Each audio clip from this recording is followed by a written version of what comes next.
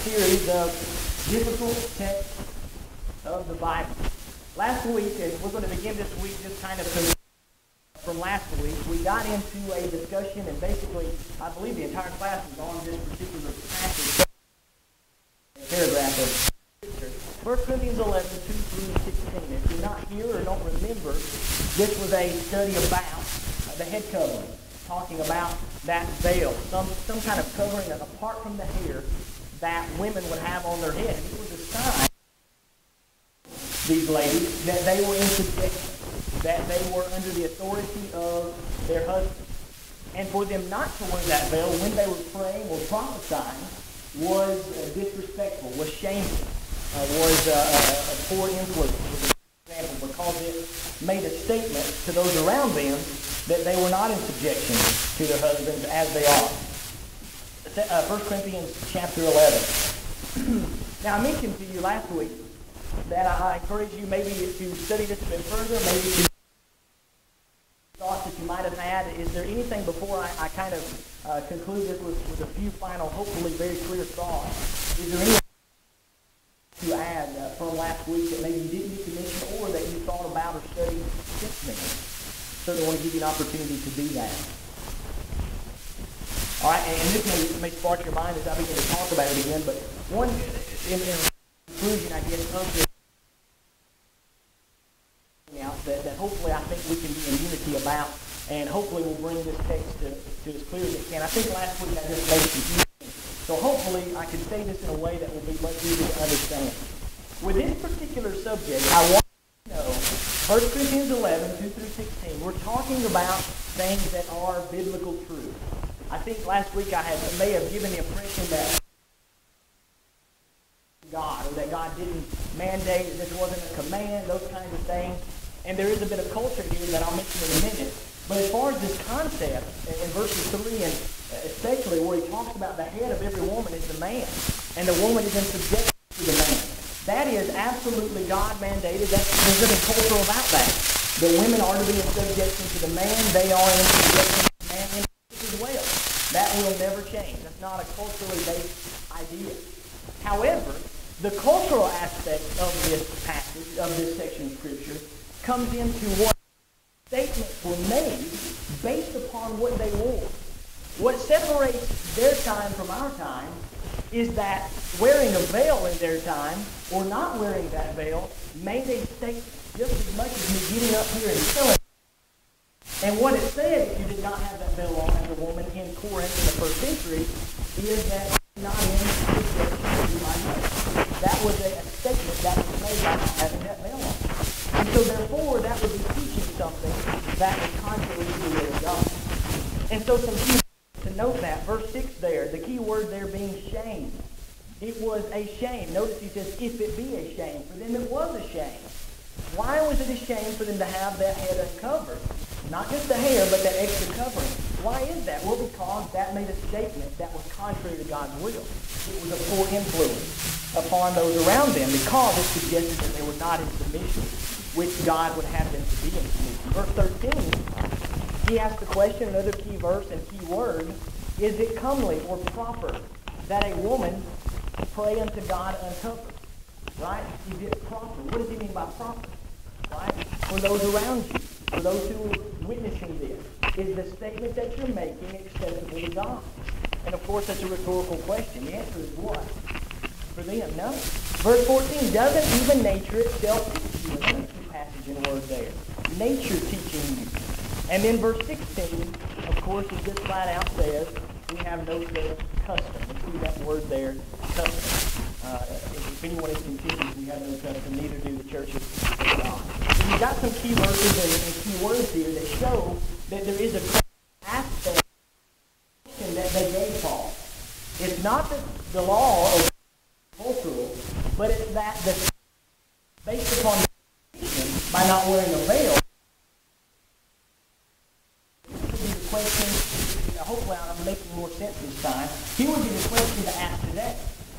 Does nature itself teach us that if a woman prays or prophesies in public with her head uncovered of a veil, would she be teaching that she is not in subjection to her husband?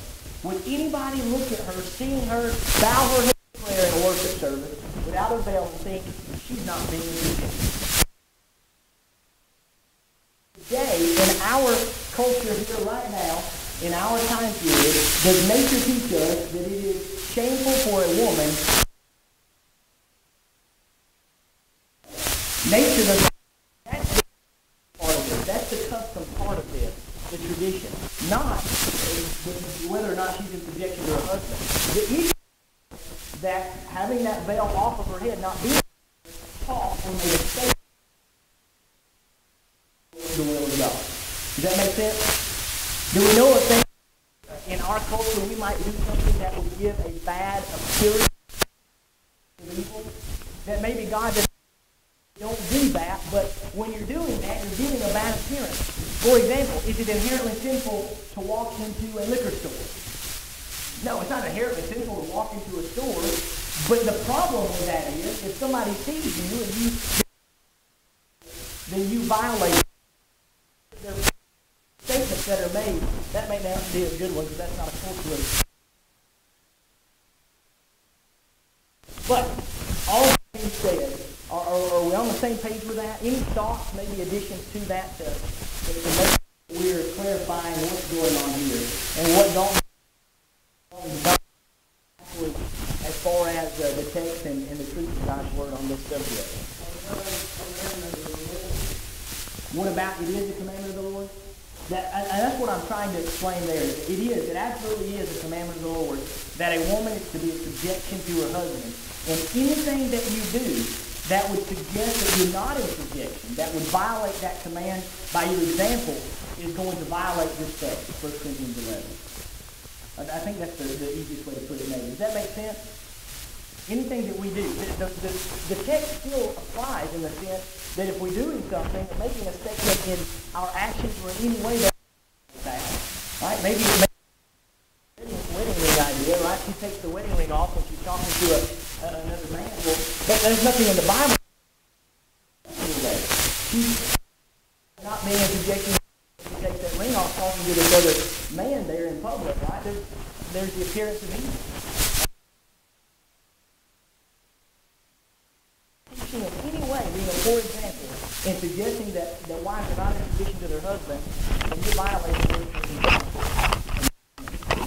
and 1 Timothy 2 or any other section that talks about that.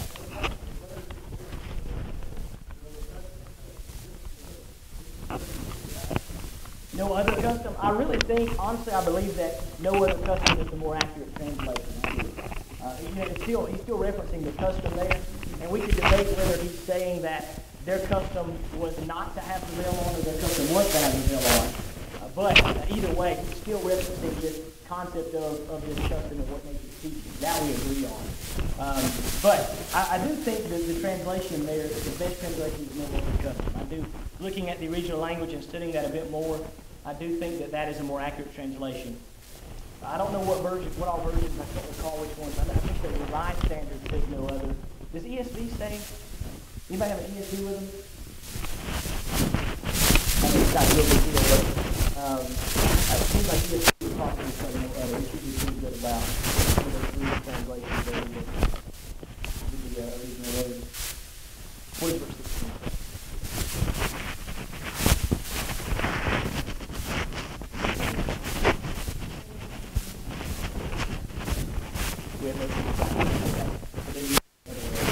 Some translations do, and there are others other than the Revised Standard.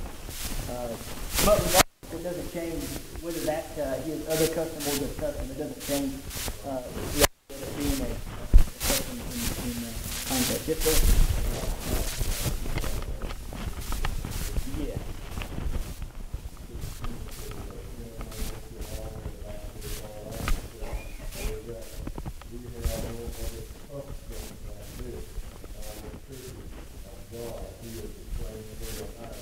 Oh, there you go. That's pretty simple to understand the way that's worded. So there's another example of that word "other" being used in that particular verse.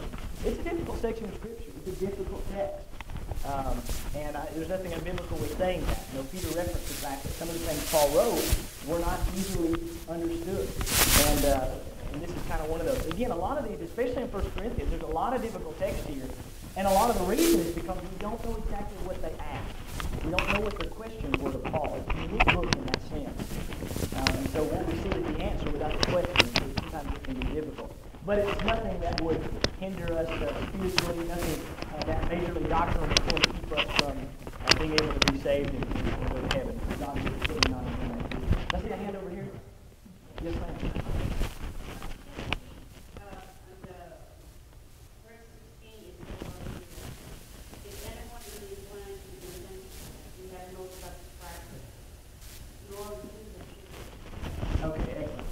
He doesn't use the word earlier, but he changes that word closer to practice there, which would be fine too.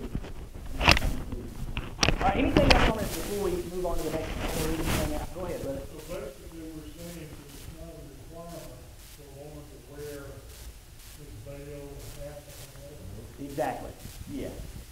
We're saying that it's not today, right now as we speak, or as we bow our heads and pray together in the public assembly, it's not a requirement today because it is not violating the principle of 1 Corinthians 11. It's not violating, it's not teaching a lack of subjection to your husband as it did in the first century. That's what I'm submitting to the congregation. So if we attended a service, say in the Middle East, a Christian service, and they wear whatever their custom is. Yep. Exactly, absolutely. I believe so. And in that sense, it still applies.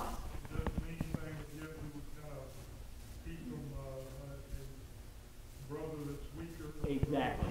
Absolutely. I think that's a good point. Absolutely. If you're in a congregation in the Middle East, or even one here, I've never heard of it, but maybe there's a congregation of the Lord's body here that believes that to be necessary. Would there be anything wrong with wearing a veil in the assembly? Would that violate? No, of course not. You wouldn't bind that. You wouldn't tell that you have to do it if you're going to be lost, because that's not binding. That's right. That's right. And if you have any doubt, then you need to do it. You need to make sure to do that. Don't do anything that you don't have full faith in. If you're not positive, you don't need to have a veil on. Just put that veil on and play it safe, as we sometimes say. You're exactly right. Do it. Do it in faith. Yes, ma'am.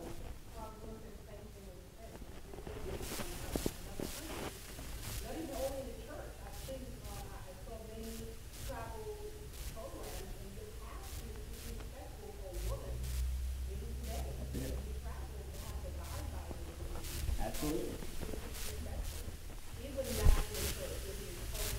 Yeah, absolutely. Respect is a key word there. It really is. And a great example of this, Paul says, I believe it's in 1 Corinthians 9, he talks about, I became all things to all what? To all men. To the Jews, I became a Jew. To the Gentiles, a Gentile. He did whatever he needed to do to save others. And so he would do things that weren't binding. For maybe the greatest example, at least off the top of my head, what did he do to Timothy that was not a requirement, that he did because of what the Jews around him were going through? He circumcised them. Was that a commandment? Did he have to do that? Absolutely not. But he did it because he was going to become all things. He was not going to be a stumbling block. He was not going to offend. So there's a great study in that. I saw Miss Hill.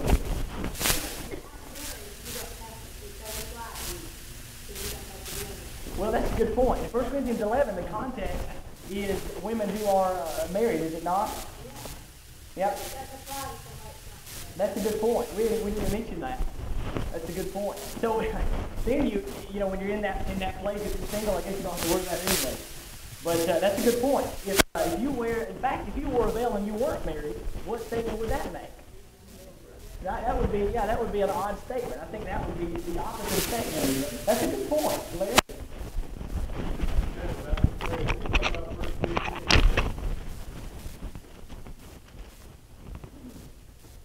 But if a woman have long hair, it is a glory to her, for a hair is given her for a cover.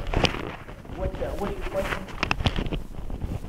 Verse 15, that the hair is covered. He's using it as an illustration for his point. It kind of, I guess the easiest way to connect it is back there in verse 6. Because he initiated that illustration there. If you're not going to wear a veil, then you might as well be shaven. You might as well just cut it off, or at least make it very short in the case of a woman. And so in verse 14, he goes back to that nature. Even nature says, if you have long hair, it's a shame to a man, but if a woman have long hair, it's a glory for her, for her hair is given a covering. And then, finishing that illustration, he then says in verse 16, if you still want to debate this, we have no such custom.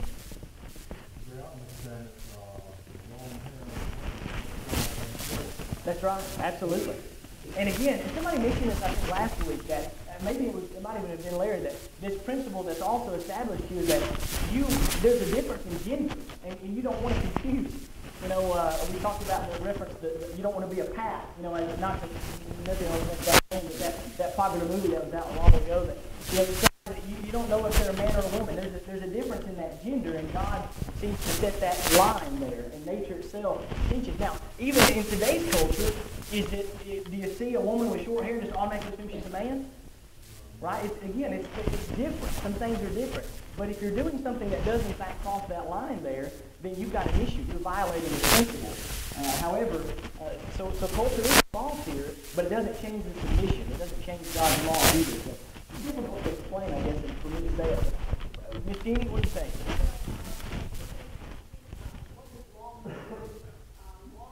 Yes.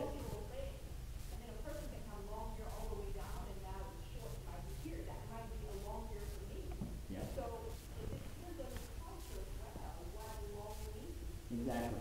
That's a good point. And I think Mike brought that up last week, or at least discussed it some about that. If you've got maybe long to them is hair that goes to the ground. Yeah, if she never clipped it, it would be long, wouldn't it? Like Rapunzel long, wouldn't it? It'd be long. So yeah, that's exactly right. What is short and what is long? And again, I talked about those who maybe had treatments that would cause them to lose their hair. They just automatically in violation of are they required? Do they have to wear a wig?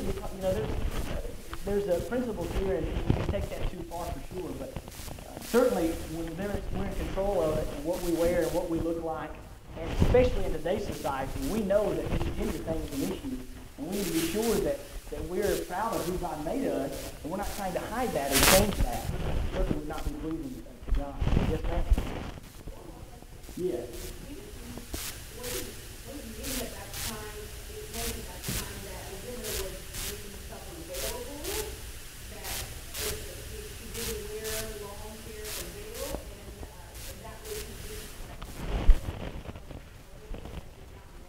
Yes, there are some. You can kind of study some of the historical documents on this and traditions, and some even go so far as to say that without a veil, a woman would be oftentimes viewed as a harlot, as someone that was living as a prostitute. There's a lot of stuff about that, a lot of material. The Bible doesn't tell us exactly what they would be viewed at, other than that it would be insubmissive. But there are a lot of documents out there and a lot of articles that you'll read that say very similar things. That statement is much more than I'm single. It can be taken a lot further than that. But I don't know for sure exactly what it was. I can only play with it.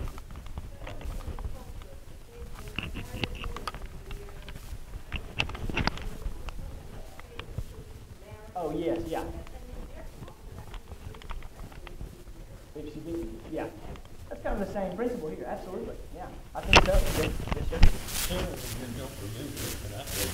When I was young, women wore hats to church on Sunday morning and had little net veils that Yes. went halfway down their face. Yes. And, they did not miss wearing that little bitty beanie-looking hat. Yeah, so not too long ago, that still was in.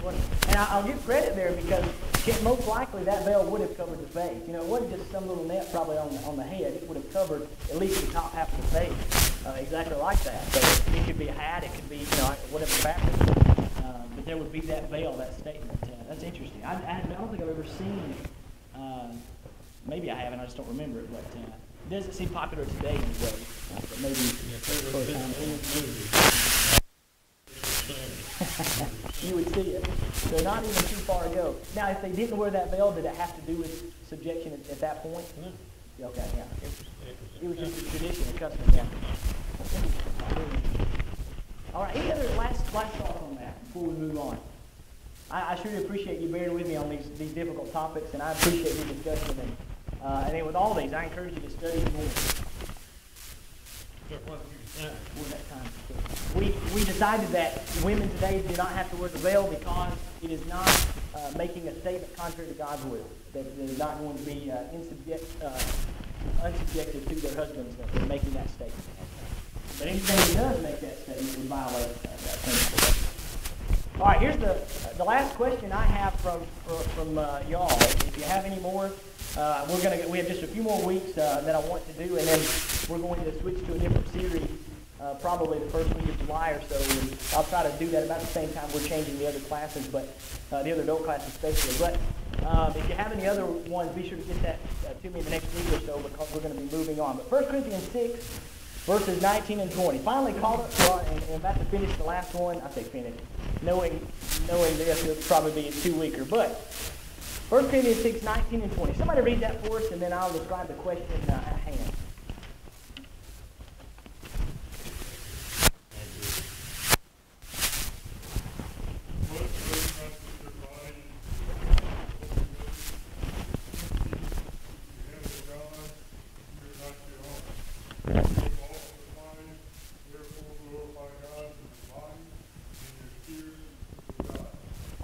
Excellent. Great passage. And there's a great principle here that we're all going to agree on. And what's the message of those two verses? What's the principle behind it? That's right. That's it. You're the body, you're the temple of the Holy Spirit. That is in you. Every Christian has the Spirit in that sense within us, working through the Word of God. And so your body is bought with that price. Christ bought your body. It's not your own. You borrowed it from Him. And so what does that imply? What's the necessary inference about how you need to treat that body? Don't desecrate it. Treat it with respect. Treat it like you borrow somebody's car. You're going to treat it like it's your own, right? You're going to be good to it and return it the best shape that you can. You do that with our body.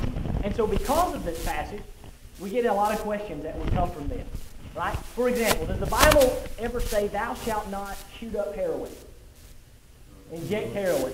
No, it doesn't say that. How do we know we don't need to inject heroin into our veins? Because of these principles. That's not very good stewardship with our bodies, is it? And so here's the question related to this verse. Someone will take this verse and say, and again, you got to draw a line somewhere. Some say, well, I can't, cigarettes are bad because that's harmful to the body. There's a great argument that then, I can't chew tobacco because of this verse. I've heard some say I can't drink soda. You can't drink Coke because of this verse. There's a line here that you can cross with this. And so here's the question, though. It's not about soda. It's not that easy. Soda doesn't violate that. But what the question is related to tattoos. Tattoos. Do tattoos violate 1 Corinthians 6, 19 and 20? I'm talking about all tattoos. Is there any case where you get a tattoo and it wouldn't be a sin, or all tattoos sinful, or none of them sinful? That's the question at hand, based upon this passage. Now, before we open this up, I want to start by answering a question that might come up, or taking care of a verse that often gets referenced. Leviticus chapter 19, if you'll turn there with me. When you ask somebody, does the Bible ever say or discuss tattoos, the answer really is no, but sometimes you'll get a yes. And this is where you'll go. They'll take you to Leviticus 19, 27 and 28. Let's look at this one first of all.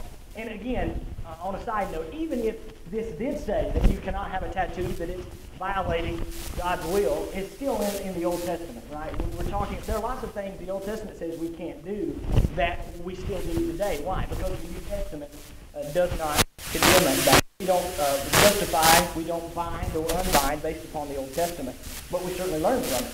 But anyway, Leviticus 19, 27 and 28. You shall not round the corners of your head, neither shalt thou mar the corners of thy beard. For one, just right there, if we were talking about this applying, then some of us would be in trouble. Verse 28 though.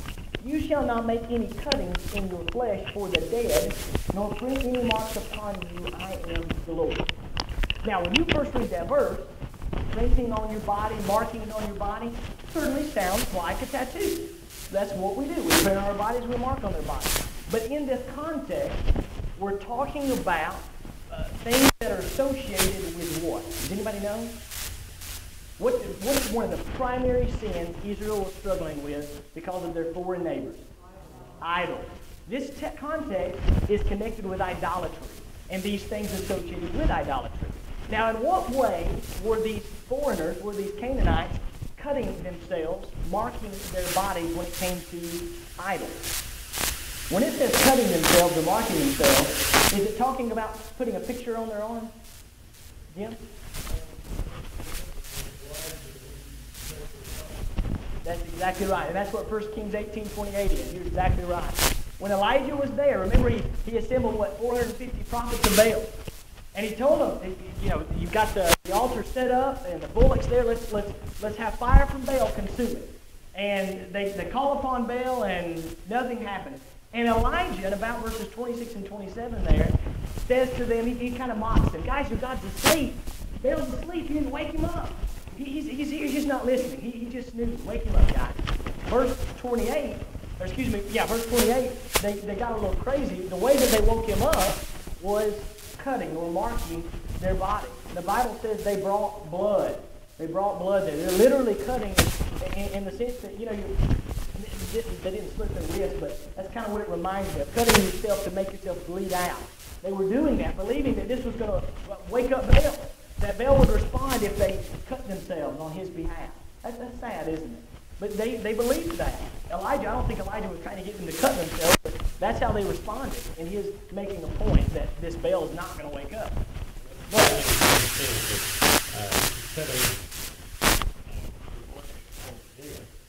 Cutting your flesh toward the dead. Yeah. Yeah, that's it. That's a good point. Catherine?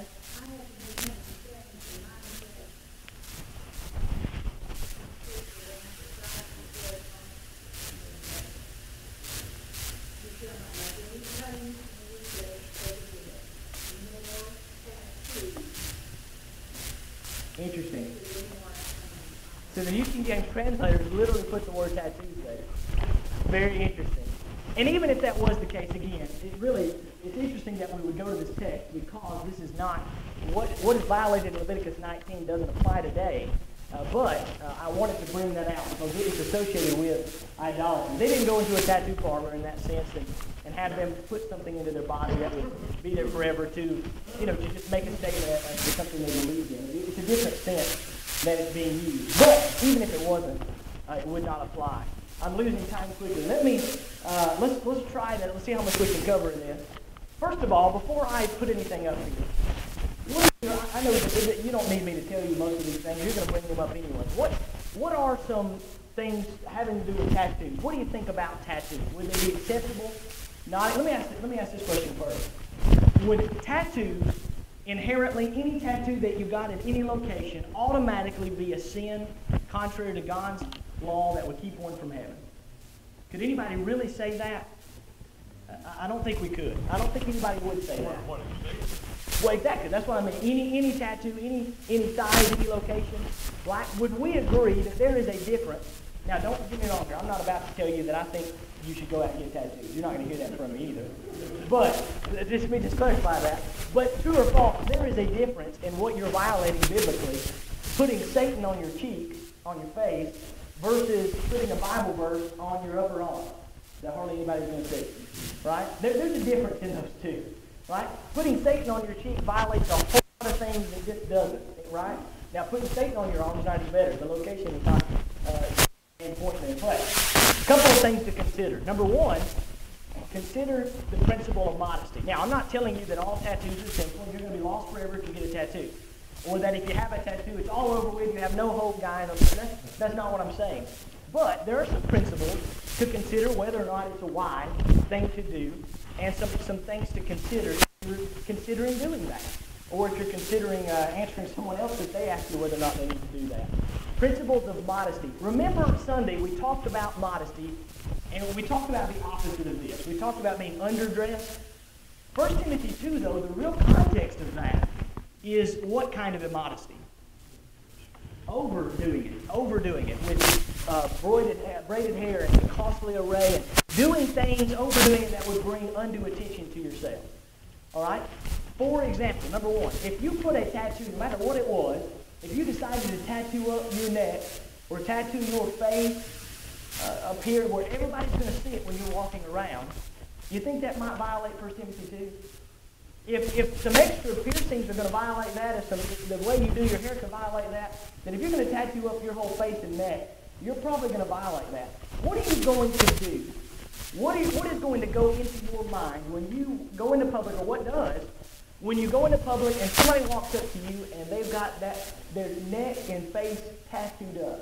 What's the first thing you think of them? Why did you do that? Right now, don't misunderstand me. We're not saying that we need to judge by appearance. But the image that it gives, is it godly? It's just not. In our society, in our culture, in fact, the whole tattoos thing came into play as a counterculture concept. Now, it's not quite like it was. Obviously, things have changed. It's much more acceptable than it was as far as that statement that they used to make. But that image can be one that's a very unprofessional image. Jim, do you have a thought?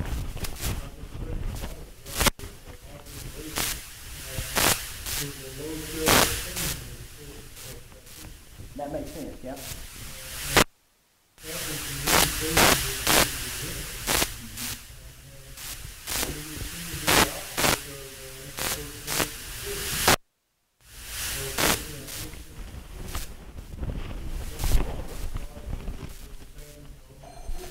Yes. That's right. That's a good point. Your reasons, your intentions behind that tattoo, speaking of that, would be critical. 1 Peter 3 is the same idea, talking about the image, professing godliness. Even in the world, I jotted this down. Last September, the San Antonio Police Department, this is September of last year, several months ago, I guess, said that their officers could not show a tattoo on their flesh. Didn't matter what it was, didn't matter where it was, because they said it gives an image of our police that we do not want to portray. And he described that image as being what do you think the rest of that is? Unprofessional. Right? There's a lot of truth to that. And it's not that it's inherently just sin to have that on your arm, but it just doesn't give a good image. Right? 4-star hotel. You ever walked into an upscale hotel and seen somebody at the concierge desk there with tattoos that are visible? They don't let them. You got a 4-star high hotel, you'll never see it. It won't happen. Now, somebody in the kitchen, they'll let have tattoos, but not the people that are the face of these companies, because it gives a negative connotation. That might be a great person. They may be a faithful child of God, but that initial image that it presents is not one that they want to give. Even the world would say such. There are bosses, and I was reading articles that... Oh, go ahead, brother. Back in our days, as sailors, we would go to different portion back and get tattoos. Yes. Oh, that makes sense. Yeah, right. For the same reason? Yeah. Professional, yeah. Very interesting, yeah. It's real. I was reading some articles and some statements from bosses. And bosses will say if they've got two employees that pretty much stack up evenly, and one of them has tattoos and one doesn't, this is going to get that job. The one who doesn't, just because of that image. And so I'm sorry.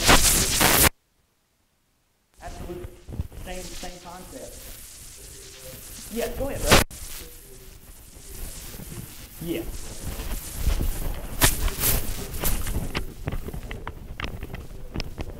Yeah. Yeah.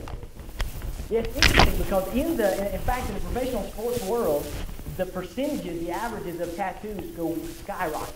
They really do. It's interesting how different groups, and why do you think, just out of curiosity, why do you think that is? Why is it that certain groups, yeah, that's it. The culture, it is. It's that influence, that culture. That's just kind of what you do. And you get in and you're the only one without a tattoo, you might be tempted to what? To get one. Same reason you start smoking. Nobody ever picked up a cigarette, took one puff, and said, "This is great, I love it." Never happened. It's awful. They chose, but they keep doing it because of that peer pressure. It's cool. It looks cool.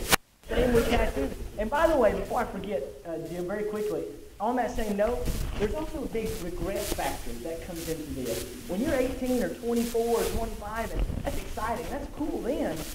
But how many have you heard that are in their 60s or 70s and it's faded and it's stretched and man, I just really wish that wasn't there. Right? Sometimes that can happen. Brother Jim, go ahead.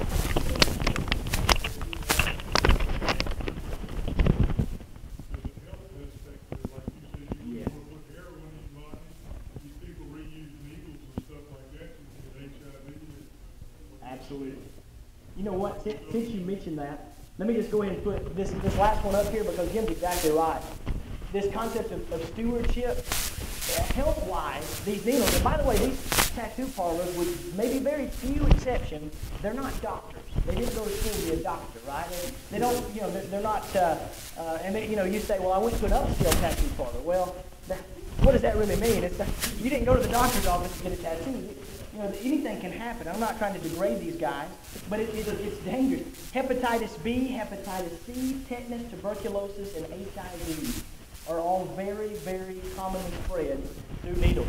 Anybody know a gentleman by the name of, we call him Apache Crying Bear? Anybody ever heard that name? He's called the Apache Crying Bear. He was a chief in this Apache group, and he went to the Memphis School of Preaching. I guess I don't know where he is now or what he's doing, but he was a gospel preacher. But anyways, he's one of these guys that's tattooed head to toe. I mean, they're everywhere. And that's just kind of what he did in that culture. But he says that everybody looks at him differently. And related to stewardship, he says, I could tell you, this is his words, he said, I could name for you, not literally name them, but he said, I know of over 2,500 cases where people got hepatitis B or C from tattoo parlors. Because he was always very closely associated with these guys that were in the tattoo parlors and was talking to them. 2,500 cases. This is one guy that knows of these people in our generation that have experienced that. I guess maybe it was through some of his Indian friends, I don't know. But that's scary. You got the stewardship principle here. Is that the second one? Yeah, well, it didn't fly. One last thought here.